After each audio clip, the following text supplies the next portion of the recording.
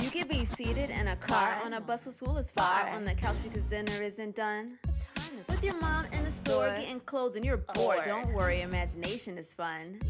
If it's sunny or it's raining, doesn't matter, book's the same, and you can read it till your heart's content. The best hobby you'll see, go to the library, it's free. You can read when your money is spent, because anytime and anywhere is a good place to read.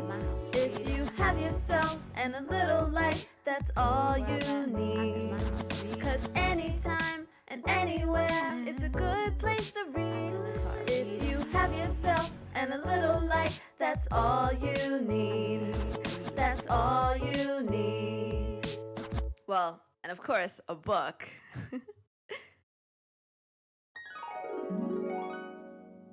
That Mule Won't Work. Adapted by Tara J. Morrow. Illustrated by Ron Husband. Once upon a hot and sunny afternoon, an old man and his grandson were resting and talking. They lived all by themselves on a big farm, where they worked and played together. The grandson was a good boy, but he was not always up to doing his share of work.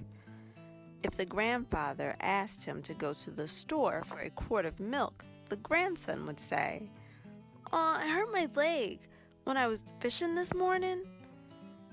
If the grandfather asked him to go out in the yard and rake the leaves, the grandson would say, I can't find the rake. On this day, the grandfather told the boy, Go down to the barn, hitch up the mule, and then take him out to plow the north 40 acres. The boy was not looking forward to this job at all. The grandfather knew this too, because he watched the boy walk real slow with his head hung low all the way down the road to the barn.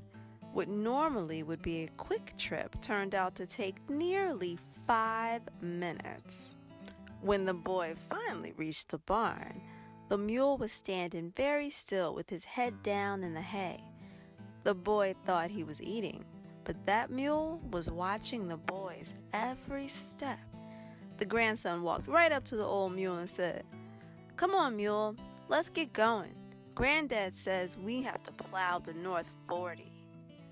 The mule looked the boy straight between the eyes. Then he opened his mouth really wide, and out it came.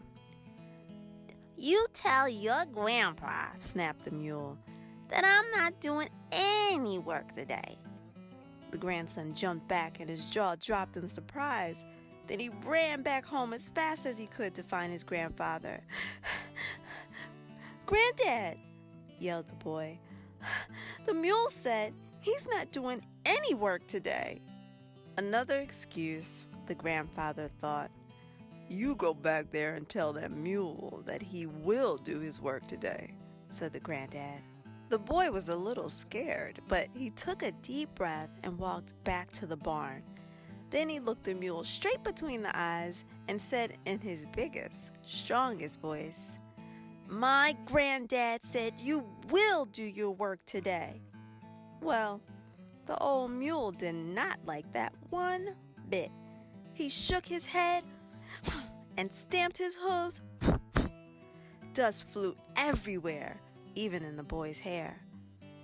You go up there, said the mule, and tell your granddad that I said I'm not doing any work today, and that's it. The boy ran back home. When he saw his grandfather, he told him, That mule said to tell you he's not doing any work today. The grandfather figured the boy just didn't want to work. He turned to the boy and said, Oh yeah? That does it. I'm gonna go tell him myself. The grandfather angrily picked up his cane and started down the old dirt road to the barn. The boy and their dog followed close behind. The old man walked straight over to the mule. Now you listen up, mule. If I say you're gonna plow today, that's just what you're going to do. The mule snorted, kicked his leg back, and as plain as day, he replied, And I say I'm not going to plow today." The grandfather jumped back and let out a holler. Then he, the boy, and the dog ran all the way to the chopping stump before they slumped to the ground in a huff. "I can't believe it," said the grandfather. "Who ever heard of a talking mule?" "Not me," said the boy. "I wouldn't have believed it if I hadn't seen it with my own eyes," said the dog.